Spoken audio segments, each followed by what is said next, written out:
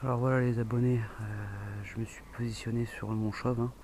Alors comme je vous ai dit tout à l'heure, on voit pas trop, il n'y a pas de lune. On voit juste les éclairages qu'il y a. C'est les éclairages qu'on voit à côté de la cheminée, entre la cheminée et le cyprès. C'est Colomar. Et donc la colline, je vais mettre mon doigt si on le voit. Donc là, ici c'est Colomar. Et le mont Chauve, il part donc de là et il fait ça. On voit pas trop, hein, c'est la nuit. En plus l'arbre il gêne, hein, faudrait que je le coupe, mais mon voisin va pas être content. Donc enfin l'objet violet, violet, violette, c'était assez bizarre. Donc elle a plongé derrière le col, donc elle a quand même un petit peu monté. Elle a changé sa trajectoire, c'était quand même une trajectoire linéaire, hein, de Nice jusqu'à Colomar.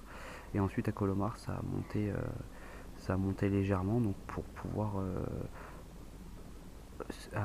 monter à une certaine hauteur pour pouvoir plonger ensuite derrière le mont Chauve, qu'on voit pas justement, mais on surveille quand même parce qu'on peut le voir à l'écran. C'était quand même bien lumineux.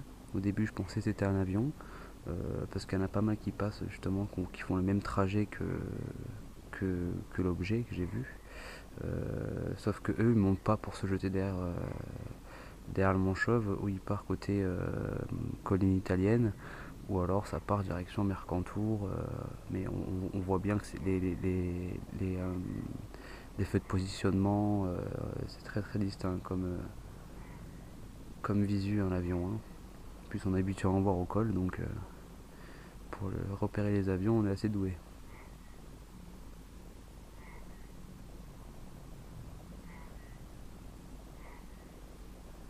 Et là c'est bizarre, il n'y a pas d'avion qui passe habituellement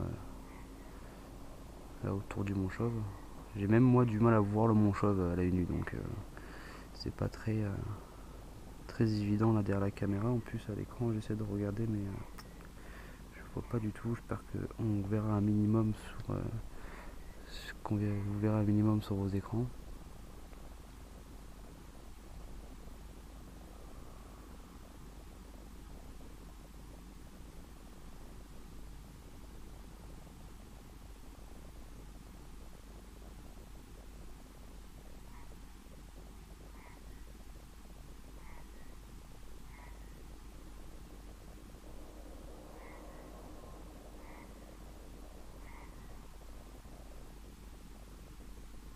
Après, ce qui serait pas mal, pas mal à faire, ça serait de faire une enquête, mais une enquête, comment dire, une enquête à distance. Moi, j'appellerais ça à distance. C'est-à-dire qu'on ne sera pas en live, hein, on sera comme là en rediff.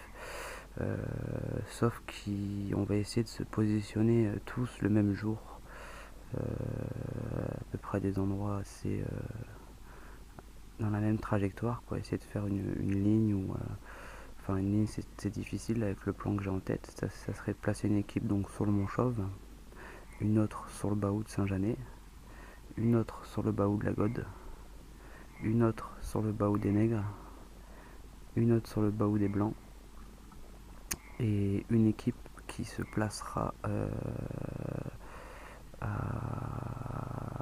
ou au plan des Noves sud, ou alors directement à la Caravelle. Si c'est bien ça, parce que j'ai du mal avec ce nom, à la Caravelle. Donc au moins la Caravelle, Bahou des Noirs, Bahou des Blancs, Bahou Saint-Janet, Bahou de la Gode, c'est une lignée, donc tout le monde peut avoir un visu sur chaque poste d'observation. Il y aura juste le mont Chauve où on n'aura pas d'œil dessus, mais c'est quand même bien de mettre une équipe là-haut, parce que si on voit un phénomène, si l'équipe qui est sur l'un des baous voit un phénomène, peut-être que du mont Chauve on pourra l'apercevoir. Parce que sur le mont Chauve, on a une vue spectaculaire, hein, sur pratiquement toute la côte, quoi. C'est un bon spot d'observation.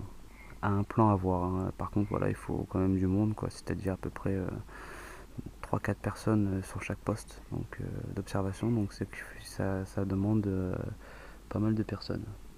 faisable, mais quand, ça reste à voir.